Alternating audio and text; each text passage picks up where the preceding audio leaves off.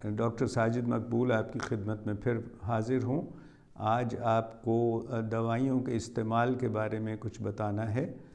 جب آپ اپنے بچے کو ڈاکٹر کے پاس لے کے جاتی ہیں اور وہ تشخیص کر لیتا ہے، آپ سے پوچھ گچھ کر کے معائنہ کرنے کے بعد، تو پھر آپ کو دوائیاں لکھی جاتی ہیں۔ سب سے پہلی بات تو یہ ہے کہ جو معالج ہے وہ پہلے یہ سوچتا ہے کہ اس دوائی کی افادیت ہے، اس کا فائدہ ہے یا نہیں، اور اس مرض میں دوائی دینے سے فائدہ ہوگا، بہتری ہوگی یا نہیں۔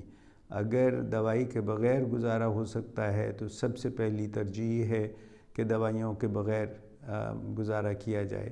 اگر دوائیاں ضروری ہیں تو پھر آپ کو یہ سمجھ لینا چاہیے کہ یہ دوائی کس مقدار میں دینی ہے، دن میں کتنی مرتبہ دینی ہے، اور اس کا دورانیہ کیا ہے، یعنی کتنے دنوں کے لیے دینی ہے۔ اس کا آپ اچھی طرح سے ڈاکٹر کے آفس سے یا کلینک سے نکلنے سے پہلے اچھی طرح سمجھ لیں، اور آپ ڈاکٹر سے پوچھ بھی سکتی ہیں، اس میں کوئی حرج بھی نہیں ہے۔ تو جو اچھا ڈاکٹر ہوتا ہے وہ سوچ سمجھ کے دوائی لکھتا ہے، ایک خاص برانڈ لکھا جاتا ہے بچے کی ضرورت کے مطابق، اور ایسی کمپنیوں کا لکھا جاتا ہے جو مستند ہوتی ہیں، جس میں یہ ان کو شک و شبہ نہیں ہوتا کہ اس میں کوئی غیر معیاری دوائی ہوگی۔ تو آپ کو چاہیے کہ وہی دوائی دیں جو آپ کے ڈاکٹر نے آپ کو لکھ کر دی ہے، اور اس میں کوئی رد و بدل نہ کریں۔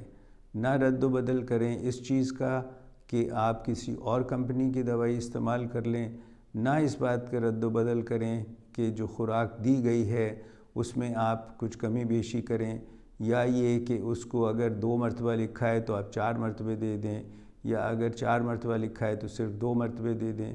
اور اسی طرح اس کی جو دورانیہ ہے، اگر 5 دن کے لیے لکھی ہے تو 5 ہی دن دیجیے، اور اگر آپ اس کو بڑھانا چاہتی ہیں تو پہلے ڈاکٹر سے پوچھ لیں، بجائے اس کے کہ آپ اپنے طور پہ اس کو بدل دیں۔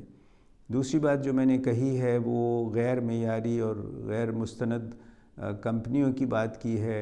اس میں یہ خیال رکھا جائے کہ آپ کے ڈاکٹر نے بہت احتیاط سے ایک دوائی تجویز کی ہے، اور ایک خاص کمپنی کی اس لیے کی ہے کہ ان کے خیال میں یہ دوائی معیاری ہے اور اثر انداز ہوگی۔ آپ اپنے طور پہ اس کو مت بدلیے، یا جہاں سے دوائیاں لے رہی ہوں ان کو نہ بدلنے دیں جب تک آپ ڈاکٹر سے پوچھ نہ لیں۔ کئی مرتبہ دوائی بدلی بھی جا سکتی ہے۔ دیکھیے، دوائیوں کا ویسے نقصان بھی ہوتا ہے، اگر ضرورت نہ ہو تو دے دی جائے، اور یہ بھی نقصان ہوتا ہے کہ اگر اپنے طور پر آپ اس میں رد و بدل کر لیں۔ اور آخری بات یہ ہے کہ غیر مستند کمپنیوں کی دوائیاں غیر معیاری ہو سکتی ہیں، اور اس میں نقصان یہ ہوتا ہے کہ بچے کو نہ صرف اثر نہیں ہوگا، بلکہ بعد میں جب بچے کو کبھی ضرورت پڑے اس دوائی کی تو وہ بعد میں بھی اثر نہیں کرے گی، جس کو ہم ریزسٹنس کہتے ہیں۔ امید ہے یہ باتیں آپ کو مفید لگی ہوں گی، اور اس کو آپ ذہن نشین کر لیں گے۔ آئندہ پھر آپ کی خدمت میں حاضر ہوں گا۔